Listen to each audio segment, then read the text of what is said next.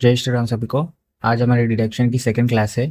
पिछले क्लास में हमने डिस्कस किया एटी टी टी ए के बारे में, फिर एटी टी टी बी के बारे में। एटी टी टी ए जो इंटरेस्ट ऑन सेविंग्स अकाउंट है and eighty T T B interest on deposit सिर्फ सीनियर सिटीजन रेजिडेंट को मिलता है। फिर आज हम डिस्कस करेंगे एटी क्यू क्यू बी, फिर एटी आर आर बी, फिर eighty J J A and eighty double J double J. ये हमने पिछले क्लास में डिस्कस किया, आज हम इनके बारे में डिस्कस करेंगे। तो सबसे पहले हम स्टार्ट करेंगे eighty eighty will go with eighty R R B. Eighty R R B क्या होता है वो देखेंगे। So eighty R R B deduction with respect to royalty income on patents. जब किसी भी चीज़ को हम राइट टू यूज़ को देते हैं किसी पर्सन को, लाइक बुक्स को and what we said medical formulas देते हैं एंड सॉफ्टवेयर जो होता है उसको सेल करता है, पेटेंट सेल करता है, राइट टू यूज़ देते थे। उसके बदले में हमको जो इनकम मिलती है उसको रॉयल्टी बोलते हैं। जब राइट टू यूज़ देके और उसके बदले में रॉयल्टी मिलती है, उसके बारे में ये एटी आर आर बी है। ये किसको मिलेगा? ये सिर्फ मिलेगा रेजिडेंट इंडिविजुअल को। Royalty income from patents. जब भी हम लाइसेंस सेल करते हैं हमारा किसी भी यूज़ को यूज़ करने के लिए, उसके बदले में जो रॉयल्टी मिलते हैं उसका डिडक्शन है। एंड अमाउंट जो है वो 3 लाख पर एनम और eligible royalty whichever is lower 3 lakh और eligible royalty whichever is lower, मतलब मैक्सिमम 3 लाख तक डिडक्शन क्लेम कर सकता है। एंड इस पे जो एक कंडीशन है, अगर रॉयल्टी हमने आउटसाइड इंडिया सेल किया, आउटसाइड इंडिया अर्न किया, तो it must be repatriated to India in foreign exchange within 6 months from end of previous year. 6 साल के एंड के बाद 6 महीने के अंदर वो रॉयल्टी हमारे इंडिया में आना चाहिए फॉरेन एक्सचेंज में। मतलब व्हाट वी से हमारा साल अभी 25-26 चल रहा है प्रीवियस ईयर। इसका एंड कब होगा? 31 मार्च 2026। इधर से 6 मंथ्स काउंट किया तो 30 सितंबर 2026, मतलब 30 सितंबर 2026 तक जो रॉयल्टी हमने आउटसाइड इंडिया एंड किया वो फॉरेन एक्सचेंज में इंडिया में कन्वर्ट होके आना चाहिए, पैसे इंडिया में आने चाहिए 6 मंथ्स के अंदर, साल के एंडिंग के बाद। तब हमको डिडक्शन मिलेगा।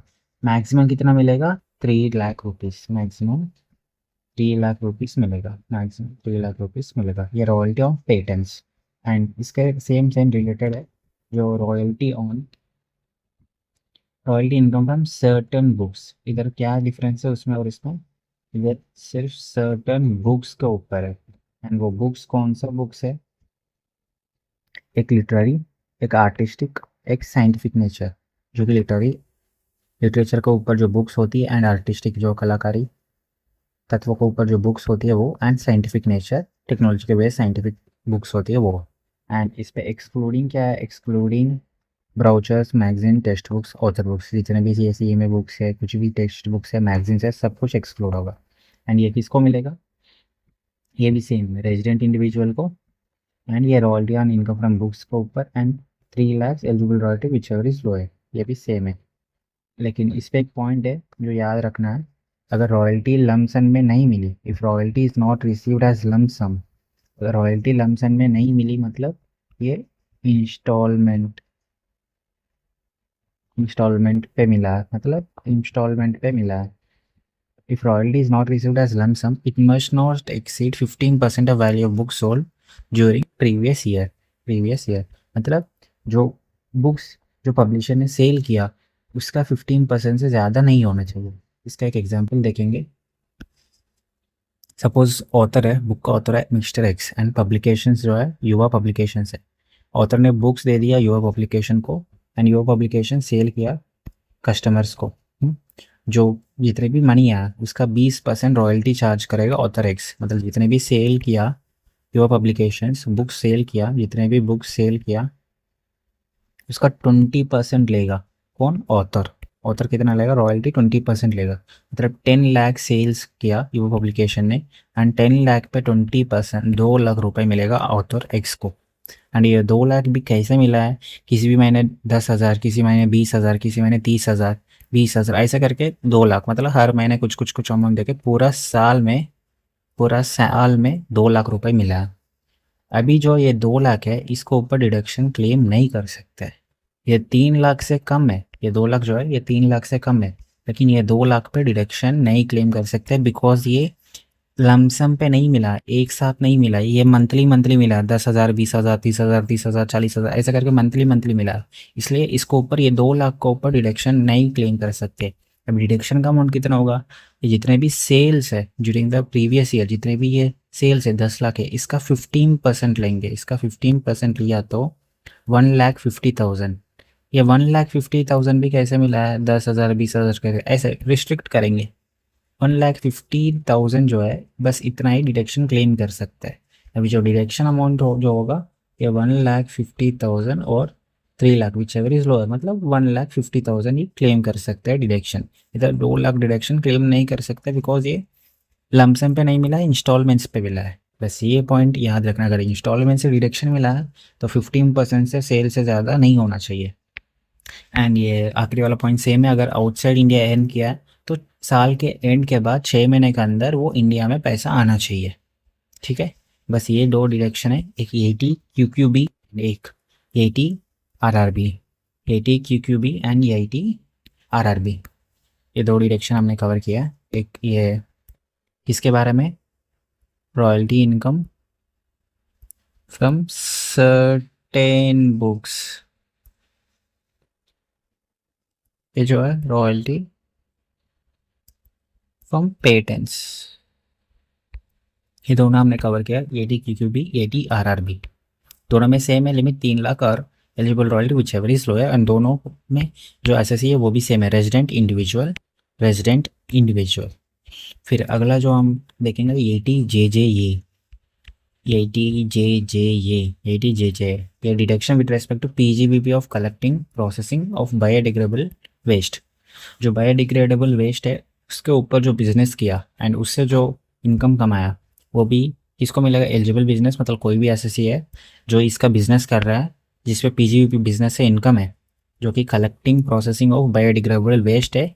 एंड ये किस लिए यूज़ कर रहा है, ये या तो जनरेशन ऑफ पावर के लिए यूज़ कर रहा है एंड प्रोड्यूसिंग बायो फर्टिलाइजर और प्रोड्यूसिंग बायोगैस और फ्यूल एक्सेट्रा, मतलब पावर के लिए बना रहे हो और bio fertilisers and biogas and fuel, इसके लिए अगर यूज़ कर रहे हो और कलेक्ट कर रहे हो तो ये बायोडिग्रेडेबल का वेस्ट का जो भी बिजनेस है, इसे जितने भी इनकम आएगा उस पूरा इनकम का 100% ऑफ पूरा प्रॉफिट इनकम जो है उसको डिडक्शन की तरह क्लेम कर सकते हो for 5 consecutive years from the assessment in which business start commences, in which year business commences, मतलब जिस साल बिजनेस स्टार्ट हुआ, सपोज बिजनेस स्टार्ट हुआ 25-26 पे, इसका असेसमेंट कब है 26-27, इसके बाद 5 assessment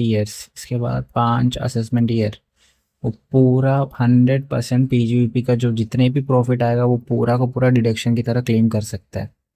5 consecutive year from the assessment in which business commence, जब से स्टार्ट हुआ उस तब से, जिस असेसमेंट ईयर में कमेंस हुआ बिजनेस स्टार्ट हुआ तब से अगले 5 साल पूरा 100% जितने भी प्रॉफिट आया वो पूरा का पूरा डिडक्शन की तरह ले लो, 0 टैक्स, कुछ भी टैक्स पे मत करो। जब से बिजनेस स्टार्ट हुआ तब से 5 साल कोई भी टैक्स नहीं देना चाहिए, मतलब पूरा डिडक्शन क्लेम कर सकते हैं 100%।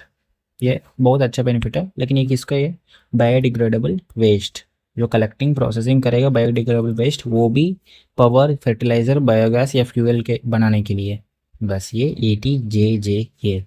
एंड नेक्स्ट वाला एटी डबल जे, ये deduction with respect to employment of additional employees, मतलब क्रिएटिंग एम्प्लॉयमेंट अपॉर्चुनिटीज़। ये डिडक्शन ध्यान देना, सबसे पहले हम क्या करते हैं, इनकम ले लेते हैं, फिर इसके बाद सपोज हमारा पीजीवीपी इनकम है, जितने भी प्रॉफिट आया, जितने भी इनकम सेल्स होगा, इसमें से सैलरी और अदर एक्सपेंसेस माइनस कर देते हैं।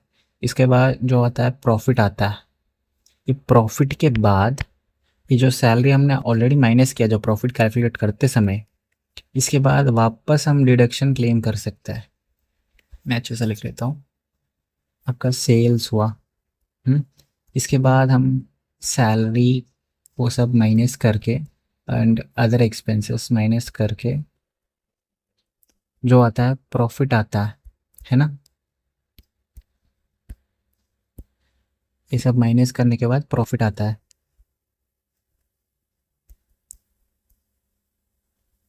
सब माइनस करने के बाद प्रॉफिट आया, एंड इस प्रॉफिट से फिर से ये जो सैलरी है इसी को माइनस कर सकते हैं हम 80 JJJ।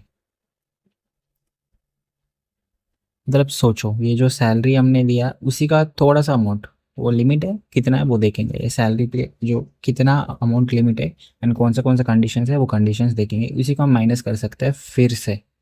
ये थोड़ा बहुत बेनिफिट है एक साल के लिए, मतलब थोड़ा बहुत बेनिफिट है, एक साल का जो खर्चा एडिशनल खर्चा है उसके ऊपर बेनिफिट है, हम पढ़ लेंगे।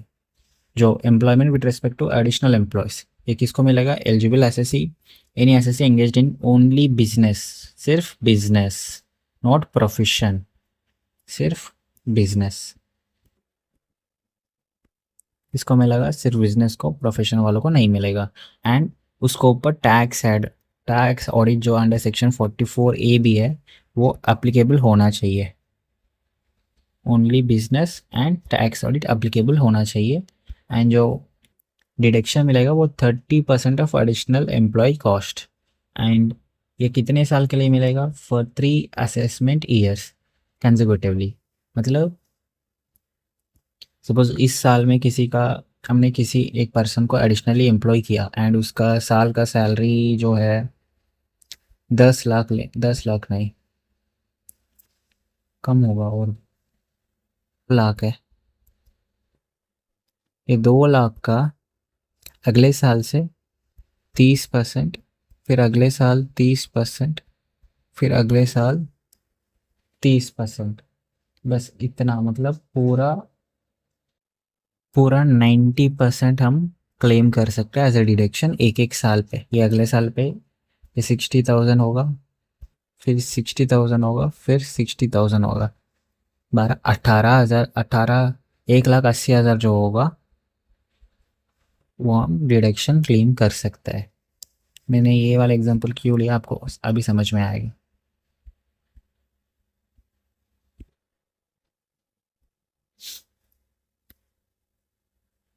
रिडक्शन जो होगा वो 30% ऑफ एडिशनल एम्प्लॉय कॉस्ट होगा फॉर 3 कंसेक्यूटिव ईयर्स, मतलब 30 पूरा 90% जो एडिशनल कॉस्ट है वो ले सकता है। अभी ये जो एडिशनल एम्प्लॉय कॉस्ट है उसका मतलब क्या है, मीन्स टोटल एनुअल पेड और payable to additional employees employed during the year. अगर हमारा बिजनेस पे सपोज अभी 100 लोग एम्प्लॉयज़ है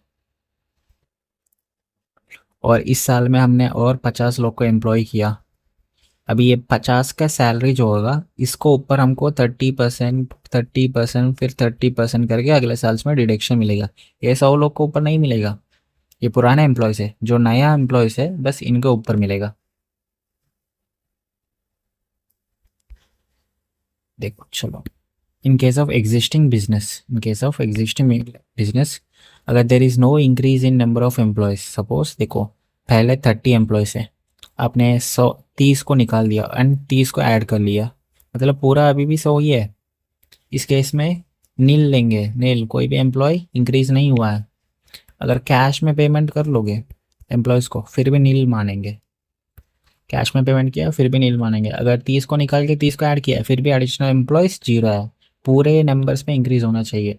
अगर नया नया बिजनेस है, शुरुआत की साल है, employed the employees during the previous, मतलब जितने भी एम्प्लॉयज़ जो अभी काम कर रहे हैं इस साल में उन सबको एडिशनल एम्प्लॉयज़ में काउंट करेंगे। इस साल में हमारा ईयर 1 है, फर्स्ट ईयर है, ये नया नया बिजनेस है, इससे 50 लोग को हमने एम्प्लॉयमेंट दिया, इन 50 को पूरा का पूरा एडिशनल एम्प्लॉयज़ मान लेंगे, पूरा का पूरा एडिशनल एम्प्लॉयज़ मान लेंगे, बिकॉज ये न्यू बिजनेस है। ठीक है, ये एडिशनल एम्प्लॉयज़ के बारे में।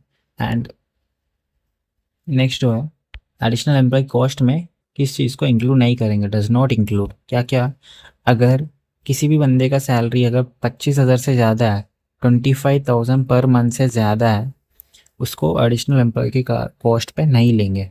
मतलब जो एम्प्लॉय आप लोग हायर कर रहे हो एडिशनल एम्प्लॉय, उसका सैलरी 25,000 से कम होना चाहिए, अगर इक्वल टू और कम, अगर 25,000 से ज़्यादा है उसको गिनेंगे नहीं। एंड अगर एम्प्लॉयड लेस देन 240 डेज और 150 डेज, अगर 240 डेज से कम काम किया है नॉर्मल बिजनेस में, फिर भी नहीं मानेंगे। अगर वो मैन्युफैक्चर ऑफ अपरेल, फुटवेयर, ये लेदर जो है इसके बाद इन इंडस्ट्रीज पे है, मतलब ये टेम्पररी काम करता है, बहुत कम समय काम करते हैं, जब सीजन होता है उसी समय पे काम करते हैं, इसलिए ये 150 डेज दिया है इस पे। अगर 240 डेज से कम काम किया या 150 डेज से कम काम किया, फिर भी उसको एडिशनल एम्प्लॉय कॉस्ट पर नहीं लेंगे।